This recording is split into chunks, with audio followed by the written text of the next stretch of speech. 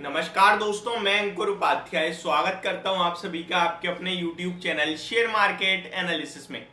दोस्तों यहाँ पे बात करूंगा आप सभी के साथ वेदांता के स्टॉक के बारे में। अगर वेदांता की बात करें तो कल लास्ट डे है डिविडेंड को लेकर, मैं आपके साथ शेयर यही करना चाहता हूं। फॉर एग्जाम्पल, अगर आप डिविडेंड पाना चाहते हैं और आप सोच रहे हैं भाई मैं डिविडेंड के लिए लेट हो गया हूं, तो आप बिल्कुल गलत सोच रहे हैं।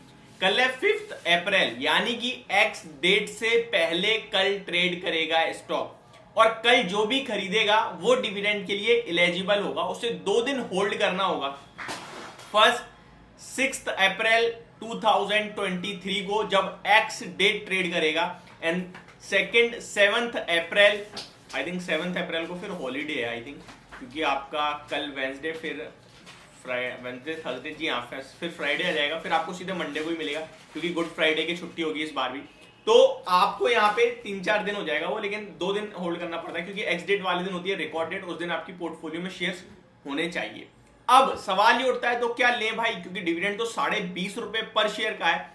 अगर 250-300 रुपए के शेयर के हिसाब से देखें तो 6-7% का डिविडेंड मिल रहा है, तो क्या डायरेक्ट बेनिफिट होगा? इसका जवाब है बिल्कुल नहीं होगा। क्यों नहीं होगा?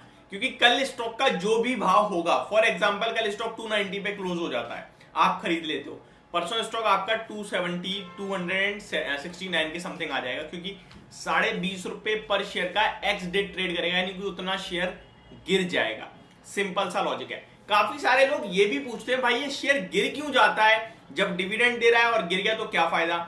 शेयर बोनस भी दे रहा है, स्टॉक का प्राइस भी घटा दिया तो क्या फायदा? स्प्लिट हुआ, शेयर्स तो बढ़ गए, लेकिन कहीं ना कहीं जो प्राइस था वो घट गया, तो क्या फायदा हुआ? देखिए, फायदा कुछ नहीं होता। बोनस और स्प्लिट के केस में कंपनी सिर्फ ये चाहती है कि उसके शेयर्स में लिक्विडिटी बढ़ जाए और लोगों के लिए शेयर अफोर्डेबल बन जाए। डिविडेंड के केस में जो कंपनीज बड़ा डिविडेंड देती हैं, स्पेशली सरकारी कंपनी होती है, वो कंपनीज रिटर्न्स नहीं देती। स्टॉक मार्केट अलग अलग भाग में डिवाइडेड है।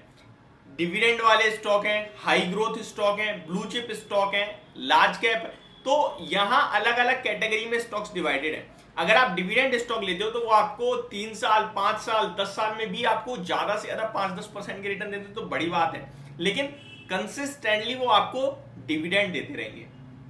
ठीक है, सरकार बजट में एक अमाउंट निकालती है कि भैया इतना रुपए हम डिविडेंड के रूप में बांटेंगे इस साल, उस तरीके से फिर डिविडेंड बढ़ता है। जैसे 4,80,000 करोड़ के समथिंग का डिविडेंड इस साल बांटने की बात हुई, तो और इस तरीके से पूरा डिविडेंड कैलकुलेट करके सरकार बांटती है। अब सवाल ये उठता है कि डिविडेंड के लिए लें या ना लें। तो जैसा कि मैंने आपसे कहा, अगर आप कल खरीदते हो तो परसों उतना शेयर गिर जाएगा, आपके डीमेट में डायरेक्ट उतना लॉस होगा, लेकिन आपके पास जो डिविडेंड के रूप में अमाउंट आएगा वो पूरा नहीं आएगा। फॉर एग्जाम्पल, आपका डिविडेंड 5,000 रुपए से ज्यादा होता है एक फाइनेंशियल ईयर में एक सिंगल कंपनी से, तो उस पर कटता है टीडीएस, कितना? 10% का।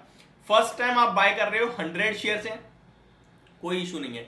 200 शेयर्स हैं, कोई इशू नहीं है, क्योंकि 4,000 फिर 600-700 रुपए का डिविडेंड बन जाएगा, कोई दिक्कत नहीं है। लेकिन पहले भी आपने खरीदा है, अभी फिर खरीदे हो, तो वो आपका डिविडेंड 5,000 से ऊपर पहुंच जाएगा, और जिसकी वजह से आपको 10% का तो टीडीएस कट के आएगा, पोर्टफोलियो में उससे ज्यादा लॉस होगा। तो इस तरीके की चीजें आपको फायदा नहीं देती हैं शॉर्ट टर्म में। तो क्या करना चाहिए?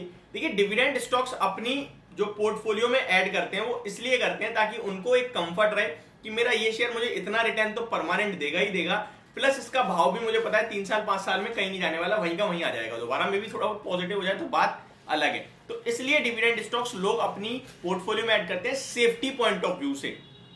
तो अगर आप किसी अच्छे डिविडेंड स्टॉक को खरीद के डाल रहे हो, दैट डजंट मीन कि वो आपको रिटर्न्स नहीं देगा, वो आपको डिविडेंड के रूप में सेफ रिटर्न्स देगा, लाइक एफडी। आपका पैसा डीमेट में जरूर ऊपर नीचे दिखेगा, लेकिन एट द एंड वो ऊपर ही रहेगा, और डिविडेंड आपको हमेशा रिटर्न्स देता रहेगा। ये एक सेफ रिटर्न्स भी होते हैं। फॉर एग्जाम्पल, अगर मार्केट खराब है तो स्टॉक का प्राइस तो टूटेगा ही टूटेगा, बट आपको दूसरा शेयर क्या डिविडेंड दे रहा है? नहीं दे रहा। स्टॉक का प्राइस टूट रहा है, दैट मीन वो नेगेटिव रिटर्न्स डिलीवर कर रहा है। लेकिन वहीं अगर आप किसी ऐसी कंपनी को खरीदते हो जो डिविडेंड वाली है, तो जब शेयर मार्केट में दिक्कत होगी है, प्रॉब्लम चल रही है, तो शेयर का प्राइस तो टूटेगा, लेकिन वो डिविडेंड देता रहेगा कंटिन्यू, तो वो आपको एक कंटिन्यू इनकम होती रहती है। इसलिए डिविडेंड वाले स्टॉक बहुत सारे लोग अपनी पोर्टफोलियो में ऐड करते हैं। ये भी सच्चाई है, जब मार्केट बढ़ेगा तो डिविडेंड वाले स्टॉक्स आपको रिटर्न्स नहीं देंगे, वो फिर भी आपको डिविडेंड ही देंगे। वहीं वो शेयर जो गिरा तेजी था वो काफी तेजी से बढ़ जाएगा। बट ओवरऑल अगर आप कंपेयर करेंगे तो हमेशा डिविडेंड स्टॉक से ज्यादा हाई ग्रोथ वाले स्टॉक्स रिटर्न्स ज्यादा देते हैं, उनका डिविडेंड भी आप एडजस्ट कर दोगे तो भी उसके मुकाबले 2-3 गुना देते हैं। ये आप कभी भी किसी भी स्टॉक में चेक कर लेना। तो मैं आपसे सिंपल मेरी राय ये होगी कि अगर आप 2 से 3 दिन के लिए डिविडेंड पाने के लिए वेदांता खरीद रहे हो, मत लेना। 3 साल 5 साल 6 साल के लिए ले रहे हो, सोच रहे हो मुझे कंटिन्यू डिविडेंड मिलता रहेगा, मैं लेके डाल देता हूं, तो आप बेशक डाल सकते हो, क्योंकि 250-270 रुपए का भाव खराब नहीं है, 350 रुपए तो हो ही जाता है स्टॉक, और डिविडेंड ये तो अच्छी दिख ही रही है अभी तक। जब तक हिंदुस्तान जिंक वेदांता का इंटरनेशनल जिंक बिजनेस नहीं खरीदता, तब तक आप वेदांता में डिविडेंड के लिए बने रह सकते हो। तो ये थी मेरी वीडियो, होप आपको समझ और पसंद दोनों आई होगी। Thank you so much for watching this video, have a great day guys.